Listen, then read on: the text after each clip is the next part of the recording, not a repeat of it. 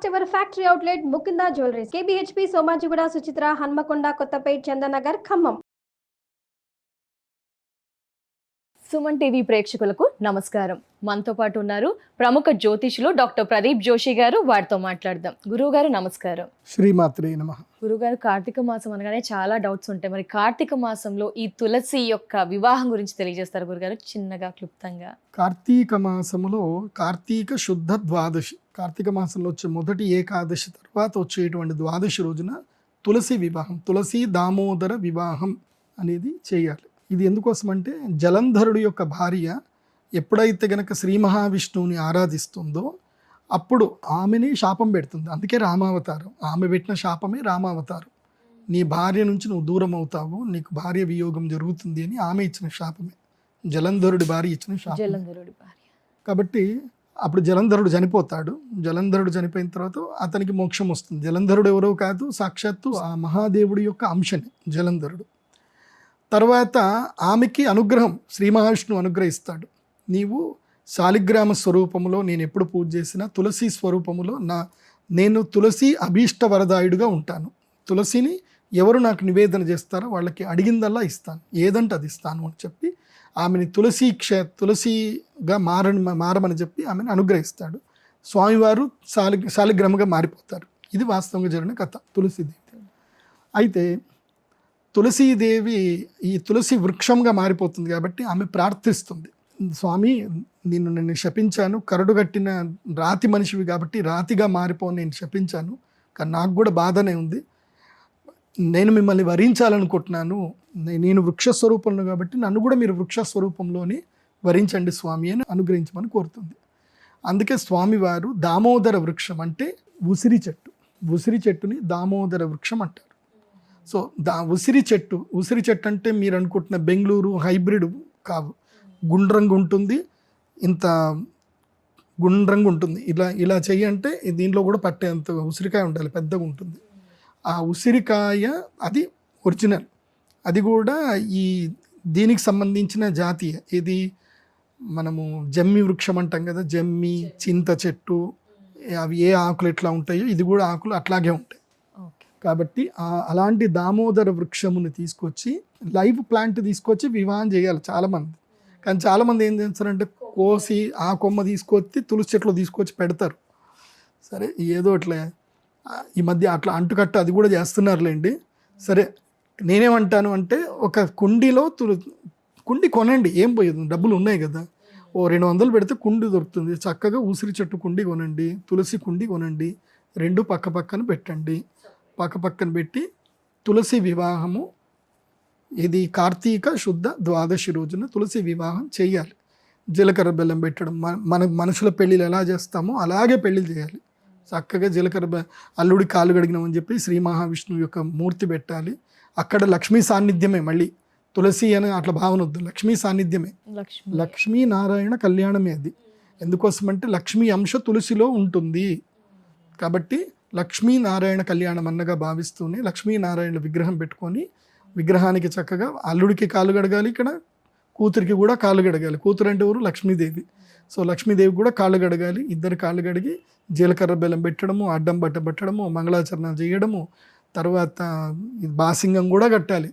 బాసింగం కట్టడము, తర్వాత బ్రాహ్మణుడి చేత ఇది చేయడము, తర్వాత తలంబ్రాలు, పాదుకల్లో తలంబ్రాలు వేయడము, అంతా అన్నీ చేయాల్సిందే. ఆ తర్వాత కట్నాలు కూడా పెట్టాలి. సో ఆ కట్నాలు అయ్యగారు తీసుకెళ్ళిపోతారు కాబట్టి కట్నాలు పెట్టి అయ్యగారికి కట్నాలు ఇచ్చి, పంతులు గారికి కట్నాలు ఇచ్చి చక్కగా ఆ రోజు పంతులు భార్యని పిలిచి వాళ్ళిద్దరికీ పెట్టాలి. వాస్తవంగా బట్టలు పెట్టాలి. పంతులు భార్యకి ఏ చీర ఇష్టమో మంచి కాటన్ చీర, ఆమెకు చీర ఇది పెడితే బాగుంటుంది. మీరు ఇలా అందరికీ పంతుల భార్యలకు మీరు పెడితే పంతులకు పెళ్ళిళ్ళు అవుతాయి. మీరు పంతులకి బంగారం, కార్తీక మాసంలో బంగారం దానం చేస్తే పంతులకు పెళ్ళిళ్ళు అవుతాయి. వాళ్ళు 10 మంది పంతులను తయారు చేస్తారు. లేదనుకో పంతులు అనేటోడు ఉండకుండా మీ ఇంట్లో మెంతులు మాత్రం మిగులుతాయి, ఇక పంతులు ఉండడు. పంతులు మెంతులు జీవితంలో కావాల్సిందే. పంతులు గారు లేవనుకోండి పుణ్యం రాదు, మెంతులు లేవనుకోండి డయాబెటీస్ వస్తుంది. డయాబెటీస్ పోవాలంటే మెంతులు కావాలి, పాపం పోవాలంటే పంతులు కావాలి. కాబట్టి మెంతుల్ని కాపాడుకోండి. కాబట్టి పంతులు గారు ఎందుకోసమంటే బ్రాహ్మణులకి పిల్లలు ఇవ్వట్లేదండి. పంతులకి ఎవరు పిల్లలు, అబ్బా బ్రాహ్మణుడా పౌరోహిత్యం చేస్తాడా, మేము జీతాలు ఇయ్యము అంటారు. తక్కువగా ఉన్నాయి. జీతం అవసరం. ఒక పౌరోహిత్యం నెలకు ఎంత సంపాదిస్తాడు తెలుసా? మ్మ్. ఇన్కమ్ ట్యాక్స్ వాళ్ళకి తెలిస్తే ఈ పంతులను కూడా దాంట్లో వేసేస్తారు, కేటగిరీలు వేస్తారు. అసలు వేస్తే ఇంకా మాకు సంతోషమే, మంచిదే. పంతులను కూడా మీరు సర్వీస్ అడ్వకేట్స్, ఇంజనీర్స్ వాళ్ళందరినీ ఏ కేటగిరీలు ఇస్తున్నారో పంతులను కూడా మీరు సర్వీస్ కేటగిరీలో వేయండి, మాకు కూడా లోన్లు వస్తే అప్పుడు మాకు కూడా పిల్లనిస్తారు.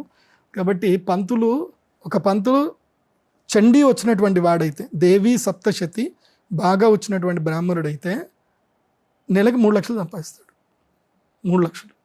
మేము దేవి సప్తశతి చదవడానికి పిలిస్తే రోజుకి 5,000 ఇస్తాం తప్పకుండా. తక్కువ 5,000. అదే ఎక్కువ అంటే 10,000, 15,000, 20,000 ఇస్తాం దేవి సప్తశతి. ఇప్పుడు మేము శతచండీ యాగం చేసామనుకోండి, ఎవరిని అయ్యగారిని 10 రోజులు రమ్మని చెప్తాం, 10 రోజులు ఇక్కడనే ఉండమని చెప్తాం. 10 రోజులకు గాను తక్కువ 30,000, ఎక్కువ 50,000 ఇస్తాం. ఇంకా ₹1,00,000 కూడా ఇచ్చేవాళ్ళు ఉంటారు. అంటే నీకు చండీ పారాయణాలు ప్రతి సంవత్సరం ఉంటాయి, సంవత్సరం పొడవునా ఉంటాయి. ఇటు ముహూర్తాలు ఉన్నా లేకున్నా దేవీ సప్తశతి పారాయణాలు ఉంటాయి. చండీ సప్తశతి, దేవీ సప్తశతి వచ్చిన బ్రాహ్మణుడికి నెలకి ₹1,00,000 సంపాదన ఎక్కడికి పోదు. కాబట్టి అయ్యా బ్రాహ్మణ దంపతులారా, మీ యొక్క ఆడపిల్లని పౌరోహిత్యం చేస్తున్న వాడికి ఇవ్వండి, తప్పకుండా ఇవ్వండి. మీరు ఇవ్వాలా వద్దా అని ఆ పౌరోహిత్యం నా దగ్గర తీసుకొని వచ్చి నేను ఓకే చేసిన తర్వాత కావాలంటే మీకు సందేహం ఉంటే ఇవ్వండి, నేను వాడిని ఎట్లా బతకాలో ఎలా బతకనివ్వాలో నేను చెప్తాను. తప్పకుండా వాడు మీ కూతురికి సంవత్సరానికి తులం బంగారం అయితే పక్కా కొనియాలి. అది కూడా నేను డాక్యుమెంట్ రాయించుకొని మరి మీకు పెళ్లి చేసుకోమని చెప్తాను. మీ కూతురికి సంవత్సరానికి తులం బంగారం కన్ఫర్మ్. ఇంకో ప్రశ్న గురువు గారు, కార్తీక మాసంలో సోమవారం ఎందుకు శివుడికి అంకితం చేయబడ్డాయి? ఎందుకు ఈ కార్తీక సోమవారం ఇంత ప్రత్యేకంగా? కార్తీక మాసం అని కాదు, ఏ మాసమైనా సోమవారం అంటే చంద్రుడు ఎక్కడ ఉంటాడు? అమ్మవారి తల మీద ఉంటాడు, లేదంటే అయ్యగారి తల మీద ఉంటాడు. అంటే ఇద్దరు తల మీద, అంటే ఇద్దరు ఒకటే, అమ్మగారు అయ్యగారు తల మీద ఉంటాడు. సో అందుకే మనకి ఆ శ్లోకాలను కూడా దధిశంక తుషారాభం క్షీరోదారణవ సంభవం నమామి శశినం సోమం శంభోహో మకుటభూషణం. అంటే శంభోహో అంటే ఎవరు? శివుడి యొక్క మకుటమునకు, కిరీటమునకు భూషణమయంగా ఉన్నటువంటి ఓ చంద్రుడా నీకు నమస్కారం అంటారు.